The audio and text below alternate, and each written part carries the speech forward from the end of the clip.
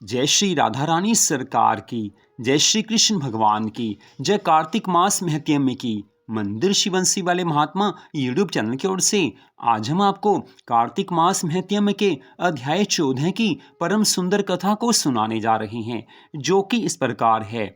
देवऋषि नारद जी राजा पृथु से आगे की कथा का वर्णन करते हुए कहने लगे हैं कि हे राजन, उस समय युद्ध में नंदी, गणेश, कार्तिकेय आदि गणाधिपतियों को देखकर वे दानव द्वंद्व युद्ध करने के लिए क्रोधपूर्वक दौड़ पड़े हैं। कालनेमी नंदी की ओर, शुंभ गणेश की ओर और निशुंभ कार्तिकेय की ओर शंकित होकर दौड़ा है। निशुंभ ने कार्तिकेय के मयूर के हृदय में 5 बाणों से वेगपूर्वक प्रहार किया है, जिससे वह मूर्छित होकर पृथ्वी पर गिर पड़ा। तब कार्तिकेय कुमार ने 5 बाणों से उसके रथ, घोड़ों और सारथी पर प्रहार किया। इसके बाद वीर कार्तिकेय ने अपने दूसरे तीक्ष्ण बाण से देव शत्रु निशुंभ पर बड़े वेग से प्रहार किया और घोर गर्जना की है। महाबली निशुंभ नामक असुर ने भी युद्ध में गर्जना करते हुए कार्तिकेय पर अपने बाण से प्रहार किया। तब कार्तिकेय ने जब तक क्रोध से अपना शक्ति नामक आयुध लिया, इतने में ही निशुंभ ने वेग पूर्वक अपनी शक्ति से उन्हें गिरा दिया है। दोनों में भयंकर युद्ध होने लगा है और उधर दूसरी ओर नंदीश्वर ने भी अपने बाणों से कालनेमी को भेद दिया। उन्होंने अपने 7 बाणों से कालनेमी के घोड़े, सारथी, रथ तथा ध्वजा का छेदन किया है। तब कालनेमी ने क्रुद्ध होकर अपने धनुष से छूटे हुए अत्यंत तीखे बाणों से नंदी का धनुष काट दिया। उसके बाद नंदीश्वर ने उस धनुष को त्याग कर शूल से महादैत्य कालनेमी के वक्ष स्थल पर जोर से प्रहार किया है। इस प्रकार घोड़े और सारथी के नष्ट हो जाने पर और त्रिशूल से वक्ष स्थल के फट जाने पर उसने पर्वत का शिखर उखाड़कर नंदीश्वर पर प्रहार किया। उस समय रथ पर सवार शुंभ और मूषक पर सवार श्री गणेश जी युद्ध करते हुए एक दूसरे को बाण समूहों से भेदने लगे। इसके बाद गणेश जी ने शुंभ के हृदय में बाण से प्रहार किया है और 3 बाणों से सारथी पर प्रहार करके उससे पृथ्वी पर गिरा दिया है।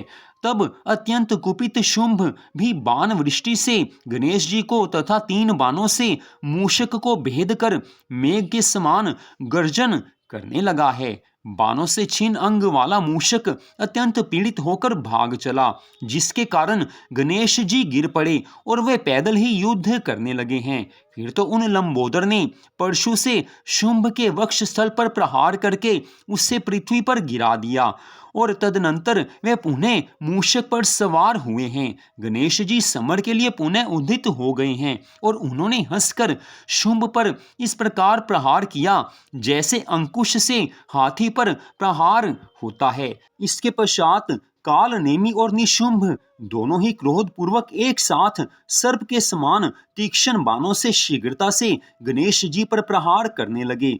तब महाबली वीरभद्र उन्हें इस प्रकार पीड़ित किया जाता हुआ देखकर बड़े वेग से करोड़ों भूतों को साथ लेकर दौड़े हैं। उनके साथ कुष्मांड, भैरव, वेताल, योगिनियां, पिशाच, डाकिनियां और गण भी चले हैं। उस समय उन लोगों के किलकिला शब्द, सिंहनाद, घरघर और डमरू के शब्द से पृथ्वी निनादित होकर कांप उठी।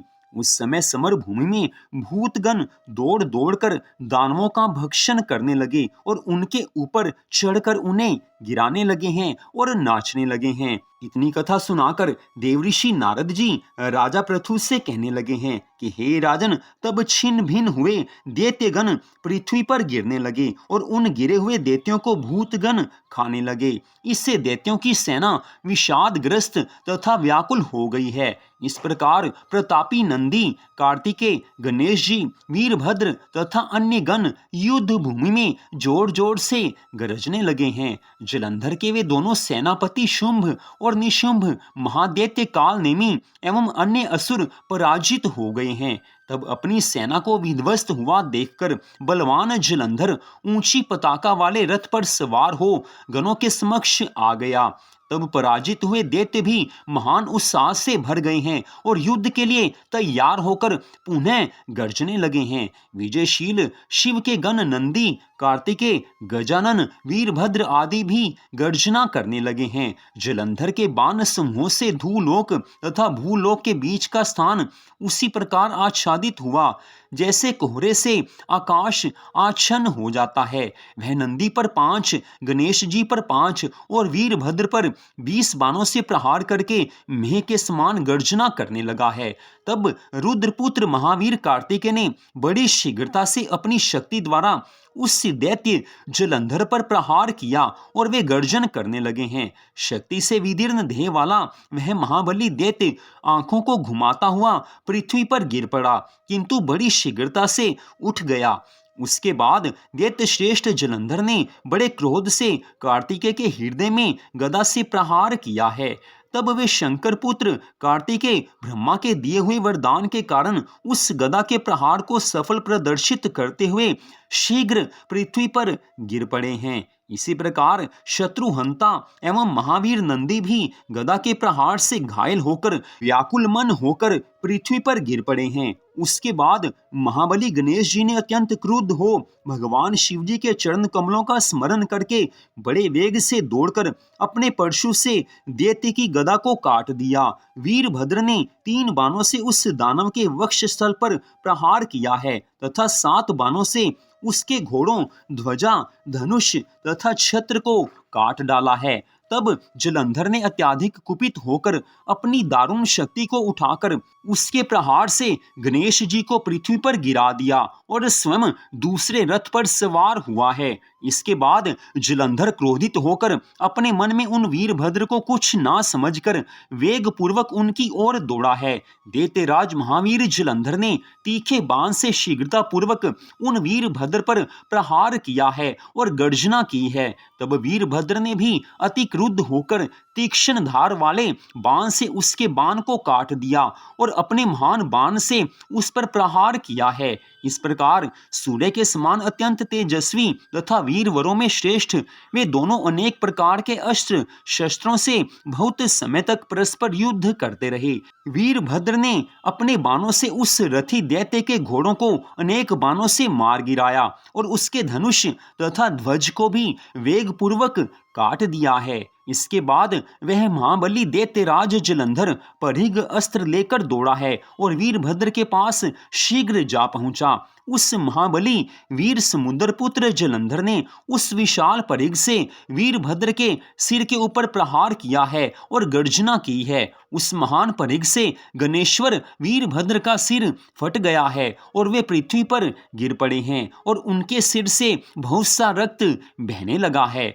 आज वीरभद्र को पृथ्वी पर गिरा हुआ देखकर रुद्रगण भय से भगवान शिव को पुकारते हुए रणभूमि छोड़कर भागने लगे हैं। तब भगवान शिव जी ने गणों का कोलाहल सुनकर अपने समीप में स्थित महाबली गणों से इसके बारे में पूछा है। भगवान शिव कहने लगे हैं कि हे महावीरों, मेरे गणों का यह महान कोलाहल शब्द क्यों हो रहा है?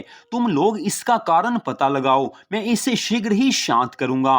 वे देवेश अभी गणों से आदर पूर्वक पूछ ही रहे थे, तभी वे श्रेष्ठ गण भगवान शिव के पास पहुंच गए हैं। उन्हें विकल देखकर प्रभु शंकर जी उनका कुशल पूछने लगे हैं। तब उन गणों ने विस्तार पूर्वक सारा वृतांत यथावत कह सुनाया है। तब महान लीला करने वाले भगवान शिव शंकर जी महाराज ने उसे सुनकर महान उत्साह बढ़ाते हुए उन्हें अभय प्रदान किया है। तो यहीं पर कार्तिक मास महत्म्य के अध्याय 14 की कथा का विश्राम होता है। इस कथा के बारे में बताया गया है कि जो कोई श्रद्धा से इस कथा को सुनता है उसका मन तो भगवान के चरणों में लग ही जाता है। भगवान उसकी हर विपत्ति में, हर मुसीबत में सदा रक्षा करते हैं। जिस प्रकार भगवान शिव, गणपति जी महाराज, कार्तिकेय जी महाराज और नंदी आदि भगवान शिव के गण जलंधर दैत्य से देवताओं की रक्षा कर रहे थे, ठीक ऐसे ही आज भी भगवान अपने भक्तों की रक्षा करते हैं। भगवान अपने भक्तों को चिंता में देख ही नहीं सकते हैं। इस कारण भगवान की कथाओं में अपने मन को लगाना चाहिए, हर क्षण भगवान को याद रखना चाहिए। और कार्तिक मास के इस विशेष समय में तो भगवान की याद ही सबसे बड़ा धर्म है, सबसे बड़ा पुण्य कार्य है। जो इस धर्म का पालन करता है, कार्तिक मास के नियमों का पालन करता है, उससे भगवान की कृपा अवश्य ही प्राप्त हो जाती है। तो आज की इस परम सुंदर कथा को सुनने के लिए आप सबका हार्दिक धन्यवाद। भगवान श्री राधा कृष्ण जी की, भगवान श्री गौरी शंकर जी की, भगवान श्री लक्ष्मी नारायण जी की अनंत कृपा सदा आप सब पर, आपके परिवार पर बनी रहे। इसी मंगल कामना के साथ जय श्री राधा रानी सरकार की, जय श्री कृष्ण भगवान की, जय श्री लक्ष्मी नारायण जी भगवान की, जय श्री गौरी शंकर जी भगवान की, जय सदगुरुदेव श्री बंसी वाले महाराज की, जय कार्तिक मास महत्म्य की। जय जय श्री राधे, जय जय श्री राधे, जय जय श्री राधे श्याम।